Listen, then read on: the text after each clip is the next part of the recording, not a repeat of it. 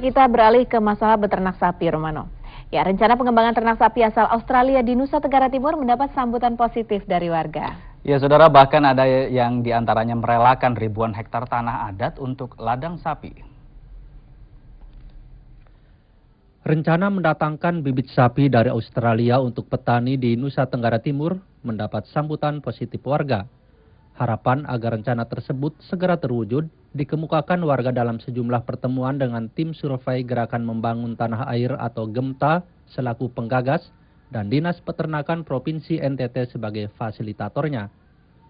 Ketika meninjau padang ternak di Desa Nule, Kecamatan Amanumbar Barat, Kabupaten Timor Tengah Selatan, sejumlah warga menyatakan siap bekerja sama, baik menggunakan sistem inti plasma maupun pinjaman bergulir. Bahkan untuk mensukseskan rencana tersebut, warga adat setempat telah menyiapkan 4.000 hektar tanah untuk ladang ternak. Lahan sekitar 4.000 sampai lebih juga kami siap untuk menerima. Jadi kami siap lahan untuk menerima peternakan ini, kami siap. Sudah memberikan secara musyawarah mufakat lewat kami keluarga untuk menerima. Hal yang sama juga dikemukakan warga desa Tunbaun, Kecamatan Amarosi Barat, Kabupaten Kupang. Ketua adat setempat bahkan berani menjamin bisa mengendalikan kebiasaan buruk petani yang suka memotong sapi usia produktif untuk pesta adat. Kebiasaan pesta potong sapi tersebut merupakan salah satu faktor kegagalan kerjasama serupa dengan Australia pada tahun 1970. Memang betul, tapi sekarang di sini ini pesta itu dikurangi dengan daging. Karena potong sapi itu tidak bisa. Kecuali ayam, babi, itu saja. Selama ini petani NTT mendapat bantuan ternak dari pemerintah dengan sistem pinjaman bergulir, yakni satu kepala keluarga mendapat jatah 1-2 ekor sapi yang harus dikembalikan 2 kali lipatnya selama 3-5 tahun. Namun sampai saat ini masih banyak yang belum mendapat jatah sapi, sehingga berharap kerjasama dengan GEMTA segera terwujud. Itu tapi tadi sapinya kok kayaknya keluyuran ya, bebas. Mungkin lama-lama ada rambu lalu lintas sapi lewat. Atau dilarang melintas. Zebra cross, bukan, cow cross, sapi cross. Khusus untuk sapi.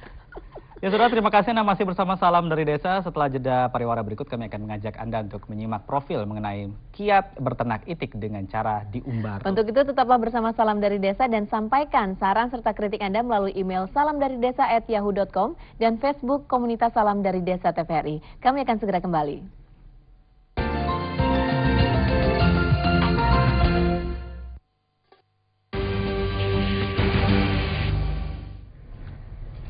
Pengembangan ternak sapi yang pernah dilakukan pemerintah Indonesia dan Australia tahun 1970 di Nusa Tenggara Timur akan kembali dilakukan tahun ini. Ya, kali ini akan melibatkan National Rebuilding Committee atau GEMTA dengan target awal 10.000 ekor sapi.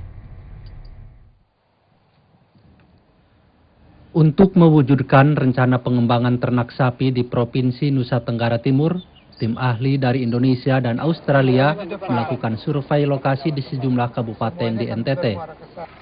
Di antara yang menjadi perhatian tim survei yakni pengadaan air di kawasan ladang tandus, serta pendekatan budaya untuk mengurangi kebiasaan masyarakat setempat yang selalu berpesta dengan mengorbankan sapi yang belum waktunya dipotong.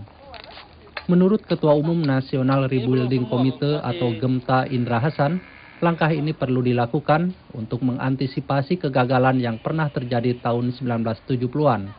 Jadi kita bisa belajar teknologi industri ternak dari Australia terintegrasi dengan Indonesia. Nah, ini hanya sekarang ini kesulitan attitude masyarakat yang dari ternak secara tradisional menuju ke cara beternak secara industri yang berwawasan teknologi dan lingkungan.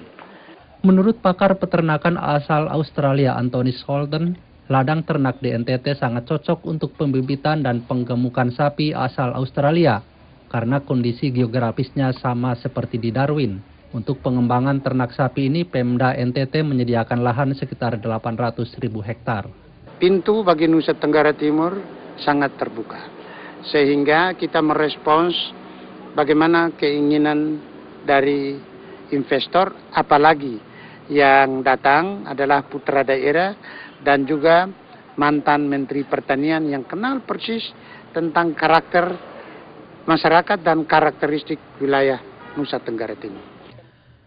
Bentuk kerjasama yang akan dilakukan yakni sistem inti plasma, di mana Gemta sebagai intinya dan masyarakat menjadi plasmanya. Melalui kerjasama ini diharapkan mampu mengurangi impor sapi dari Australia.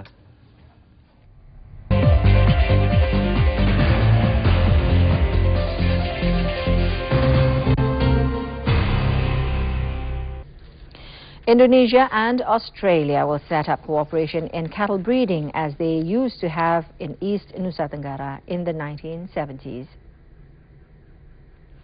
An expert team from Indonesia and Australia is currently conducting a location survey in a number of regencies in East Nusa Tenggara. The Indonesian team is led by former Agriculture Minister Anton Apriantono, and the Australian team is led by a consultant, Anthony Scholten. Anthony said that the local condition was quite suitable for Australian sheep as the geographical condition is similar to that of Darwin. Chairman of the National Rebuilding Committee, Gemta Indra Hassan, said the cooperation was necessary to anticipate failure in the 1970s. Meanwhile, Vice Governor of East Nusa Tenggara, Aston Elfunai, said the local administration provided some 8,000 hectares of land throughout the regencies for cattle breeding, of which the initial target is 10,000 sheep. It is hoped that the project will provide work opportunities for the local people.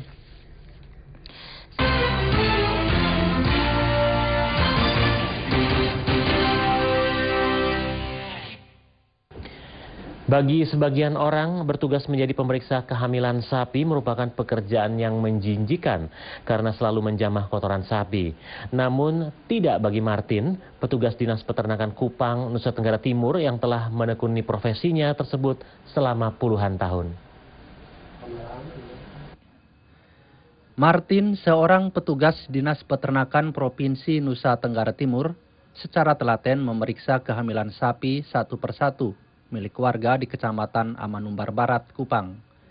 Pemeriksaan kehamilan sapi yang disebutnya dengan pemeriksaan kebuntingan atau PKB dilakukan manual menggunakan tangan. Alasan PKB manual karena tidak ada alat tes kehamilan USG maupun tes PEK seperti yang digunakan di perkotaan atau negara maju. Selain itu, menurutnya, dengan cara manual, hasil pemeriksaan lebih akurat. Kalau yang kita periksa manual seperti ini kan namanya PKB, pemeriksaan kebuntingan.